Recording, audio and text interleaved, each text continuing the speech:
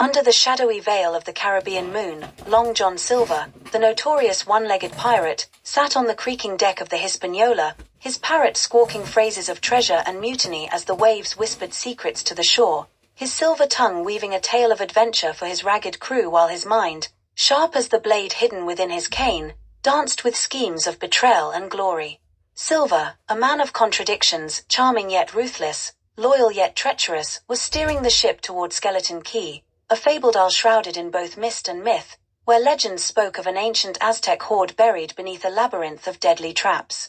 His men, drunk on dreams of gold and rum, sang shanties under the stars, their laughter disguising the tension bubbling just beneath the surface, for they knew Silver was as much a threat as an ally, his genial demeanor a mask for the storm within.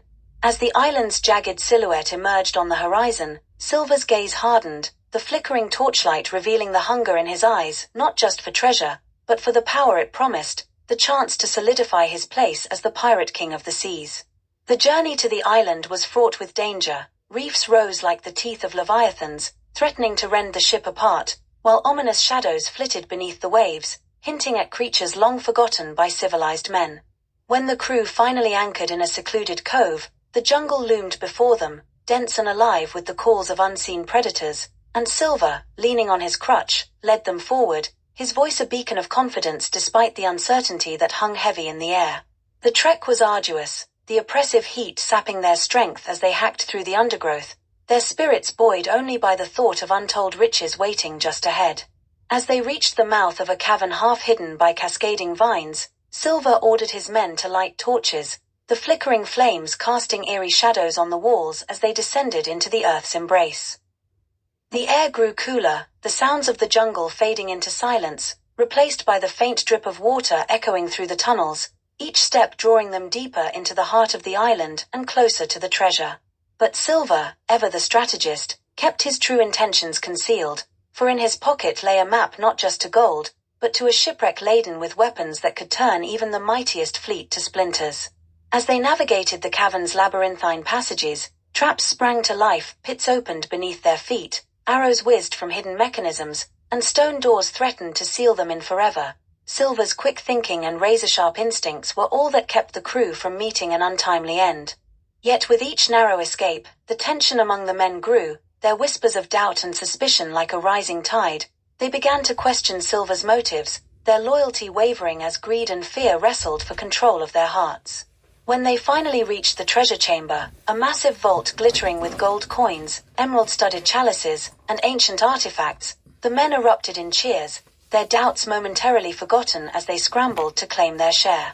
Silver, however, hung back, his gaze fixed not on the treasure, but on the inscription carved above the entrance, an ominous warning in a language he could barely decipher, yet whose meaning was clear: death awaited those who lingered too long.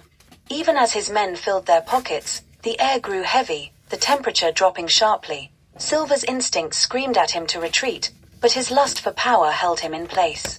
When the first man collapsed, clutching his throat as his skin turned an unnatural shade of blue, panic spread like wildfire. The treasure, it seemed, was cursed, and the chamber quickly turned into a battlefield as men fought to escape the unseen menace. Silver, ever the survivor, used the chaos to his advantage. With his keen eye, he identified the true prize among the hoard, a jade amulet rumored to grant its bearer dominion over the sea, and snatched it up, his heart pounding as he made for the exit.